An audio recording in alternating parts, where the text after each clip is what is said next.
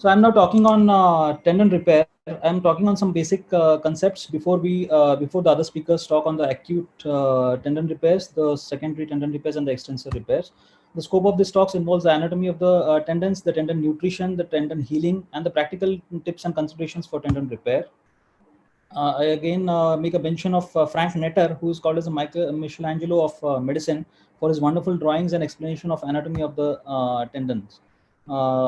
We'll rush to the extensor anatomy. These are the extensor muscles arising from the lateral epicondyle on the dorsum of the forearm, running across the wrist into the six named compartment, which has different tendons. These are the superficial layer of the extensors and the deep layer of the extensors, and you can see the tendons crossing over the wrist to their respective areas of insertion. This is again the anatomy explained beautifully at the dorsum of the wrist and the six extensor compartments containing the respective extensor tendons. This is a cut section of the same showing all the tendons on the dorsum of the wrist. These are extremely important in cases of complex injuries where you need to identify and repair all the tendons, or in cases of tendon transfers or secondary tendon surgeries. I make a mention of these junctura tendinae, which are connected to the ring finger to connected to the middle and the little finger, and there is a flimsy junctura also between the middle and the index finger. These can retain the finger extension when there is a proximal cut injury of the extensors. So these need to be retained or known carefully. The index finger and the little finger have a separate extensor of their own, which permits them to have independent extension as compared to the middle and the ring finger. So the I'm sorry. This is the anatomy on the dorsum of the dorsum of the digit, with the extensor tendon inserting onto the base, forming a central slip and dividing into the two lateral slips, inserting onto the base of the middle phalanx. The lateral bands connecting to the lateral slips, forming the conjoint lateral bands, and then going on to be inserted into the base of the distal phalanx. Another mention is of the triangular ligaments, which hold the lateral bands together, and of the retinacular ligaments, the transverse and the oblique retinacular ligaments, which are extremely important for PIP and DIP joint extension function. So these are the zones of the extensor tendons, which we must know. The odd numbers are on the joints. Initially mentioned were only 8 zones by Kleinert and Burdan, and Doyle added the 9th zone, which is the muscle area in the proximal and the mid forearm. The flexor tendon anatomy. The flexor tendons, the origin of the FDS of the wrist extensors, the FCR, FCU, and the palmaris longus, and then the FDS and the FDP along with the FPL. These are the wrist arrangement of the flexor tendons at the wrist in 2 layers, the FDS and the FDP. This is the cross section showing the arrangement of the FDS and the FDP at the wrist. This is a simple test to remember that.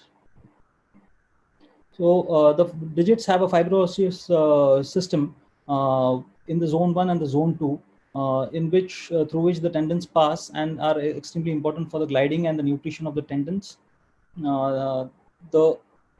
This is again a picture demonstrating the fibroosseous system and the pulley system of the fingers. The pulleys are of 2 types: the annular pulleys, the A1 to A5, A1, A3, and A5 on the PIP, on the MCP, PIP, and the DIP joints. The C1, C2, C3, and the C4 pulleys in intervening areas. The cruciate pulleys are thin and flexible. They collapse like an accordion, where the annular pulleys are stronger and they hold the bone, hold the tendons to the bone. The pulleys are in 3 layers. The innermost layer secretes and facilitates the gliding. The middle layer is rich in collagen, and it resists the palmar translocation of tendons. The vascularity of the tendons is quite well defined. It has multiple sources: the ventricular system, the osseous bony insertions, the reflected vessels from the tendon sheath, and the longitudinal vessels in the palm. The synovial diffusion also is an important component, and the parietal paratenon, which allows for the nutrient delivery and waste removal. This is a cross section showing the vascularity entering the tendon through the dorsal aspect. which shows that the vascularity is more on the dorsal side as compared to the volar side. So this also has an implication in tendon repair, so such that the sutures are more placed in the avascular volar half of the tendon. These are the zones of the flexor tendons. They are divided into 5 zones. Zone 2 is the fibrosis system, and zone 1 is distal to it. Zone 4 is under the carpal tunnel, and zone 5 proximal to it. This is the structure of the tendon, which is much like a nerve. From the primary fiber, the secondary bundle, covered by the endotenon, and then the major tendon bundle. So the goals of the tendon repair are to allow for early rehabilitation, to allow for a normal range of movement, allow for primary healing at the tendon site, prevent adhesions, and to stimulate restoration of the gliding surface of the tendon. The main considerations technically are the core suture size and configuration, epitendinous sutures, the impact of gap formation, and the role of rehabilitation. The core suture, it provides the main resistance to the repair site gapping, and the core suture strength in turn depends upon the type of the suture material, caliber of the sutures, number of suture strands crossing the repair site.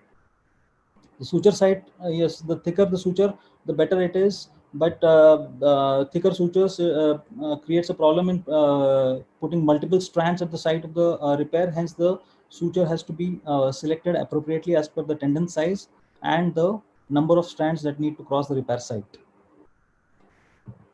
So there are different configurations described. The older two-strand repairs have been given up. These days, most of the repairs are done by multi-strand repairs. What the recommendation is that there should be at least a 4-strand repair. 6 and 8-strand repairs are even more preferable.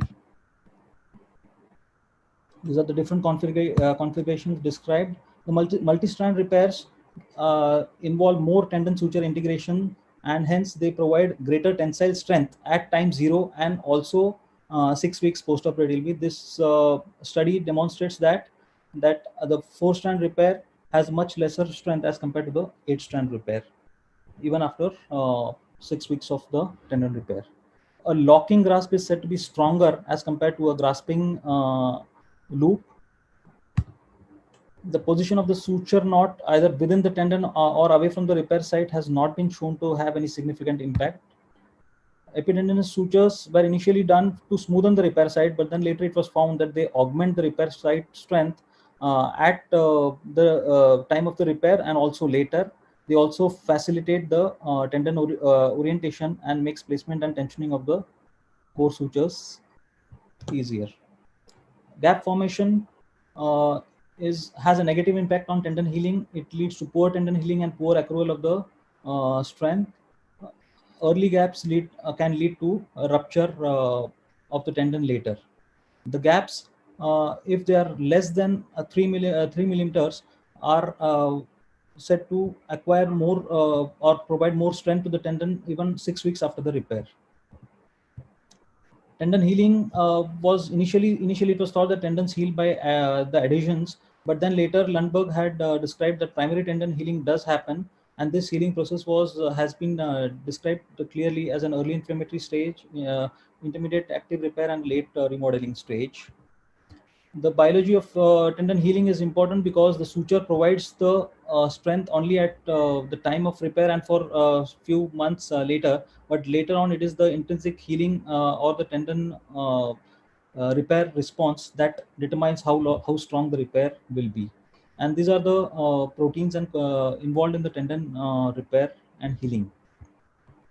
Rehabilitation, there has been difference of opinion on this in terms of the passive protocols followed earlier and now replaced by the early active regimes, but now many of the units are shifting back to an controlled passive protocol, because it was shown that a movement of just 1.6 millimeter or more of tendon is sufficient to prevent adhesion formation. The role of fibrin glue for tendon repairs has also been studied, but there's no conclusive evidence as yet. The role of vitamin C also has been explored because it tends to reduce the fibrosis and it tends to reduce the adhesions. The extensor tendon repair is slightly different from the flexor tendon repairs because of the variable thickness of the extensors. The extensor tendons are thicker in the forearm and the wrist, and then they tend to get flatter and wider and thinner. At the hand and the finger level, the tendon thickness is as less as 1.75 millimeters and 0.65 millimeters. Hence, the suture configurations are different.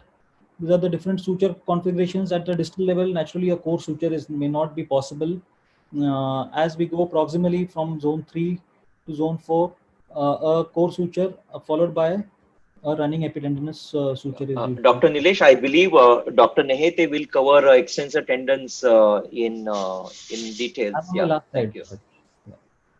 So we need to have knowledge of the tendon anatomy, tendon nutrition, biomechanics, and most importantly, a traumatic surgical technique and aggressive rehabilitation, and also a motivated surgeon, patient, and a therapist. Thank you.